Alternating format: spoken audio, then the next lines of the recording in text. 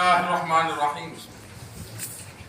हज़रत अबू हुरैरा रज़ियल्लाहु ताला अन्हु रिवायत करते हैं कि आप सल्लल्लाहु अलैहि वसल्लम ने फरमाया, जो शख्स अल्लाह पर ईमान लाया और उसके रसूल पर नमाज कायम की, रोज़े रखे, तो अल्लाह तबारक व तआला पर वाजिब है कि अल्लाह उसे जन्नत में दाखिल करे, अल्लाह के रास्ते में जिहाद करे या बैठा रहे उस ज़मीन में जहाँ वो पैदा हुआ।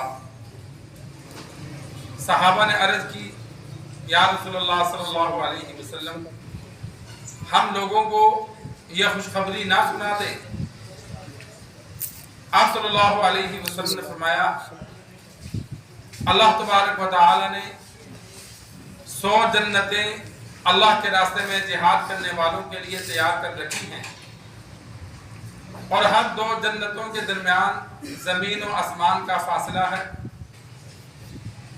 जब भी तुम अल्लाह से मांगो तो जन्नतुल फिरदौस मांगो, वो उम्दा जन्नत है, बुलंद जन्नत है और उसी से उसके ऊपर रहमान का अर्श है और उसी से जन्नत की नहरें निकलती हैं।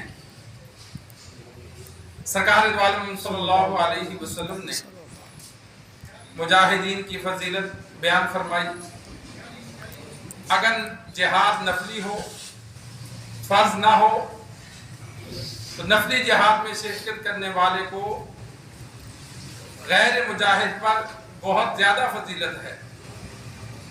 सरकार दो आलम सल्लल्लाहु अलैहि वसल्लम के एक फरमान में मौजूद है कि घर बैठने वाला दिन रात मुकम्मल इबादत करे, रुके ना, रोजा भी रखे, नमाज भी पढ़े, तिलावत भी करे, इबादत में लगा रहे, रुके ना। और जो अल्लाह के रास्ते में मुजाहिद किया हुआ है, जब तक वो वापस नहीं आता, ये मुसलसल इबादत में रहे, तो फिर घर में रहने वाला फिर जाकर मुजाहिद के अजर के बराबर होता है।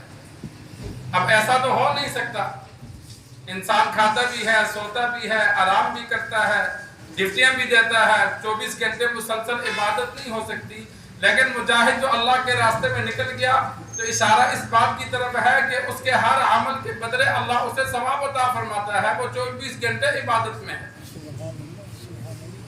और आप सल्लल्लाहु अलैहि वसल्लम ने फरमाया, जो बंदा मोमिन है, अल्लाह और उसके रसूल पर ईमान लाया, नमाजें अदा की, रोजे रखे, ज़कात और हज का उलमा ने लिखा इसलिए जिक्र नहीं है कि शायद वो उस वक़्त फर्ज ना हुई हो, या अक्सरियत के एतबार से आप सल्लल्लाहु अलैहि वसल्लम ने जिक्र नहीं फरमाया कि ज़कात और हज तो मालदार पर आएगी, लेकिन नमाज और रोज़ा तो सब मुसलमानों पे लाजिम है।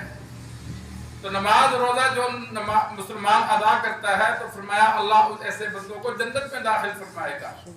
तो सहाबा बड़े खुश हुए, वो तो वैसे भी नमाजी थे, परहेजगार थे।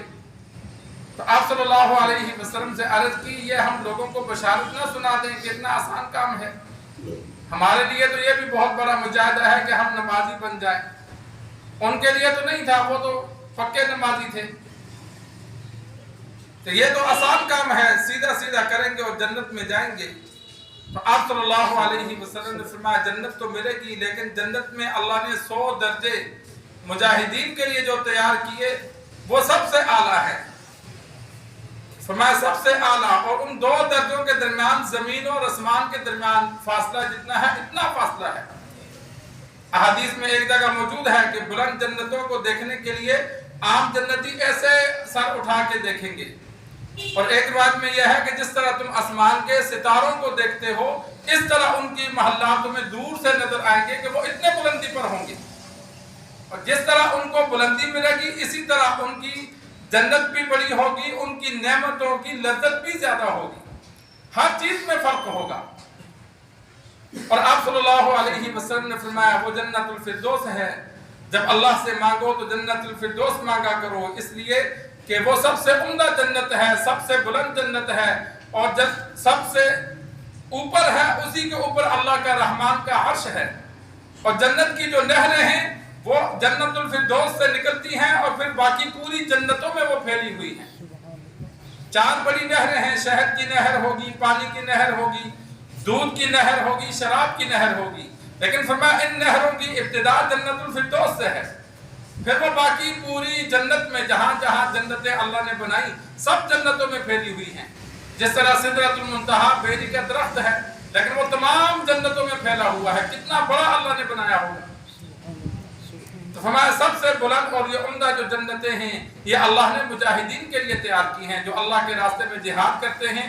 جہاد کرتے ہوئے شہادت کا رتبہ پائیں یا نہ پائیں، دونوں صورتوں میں مجاہد کو اللہ تبارک و تعالی جنت الفردوس کی یہ 100 جنتیں ہیں، اللہ ان میں سے کسی میں مقام اور مرتبہ اور جگہ عطا فرمائے گا.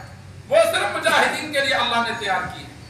اللہ سے دعا ہے اللہ ہمیں دین سیکھ کر سمجھ کر عمل کرنے کی توفیق عطا فرمائے.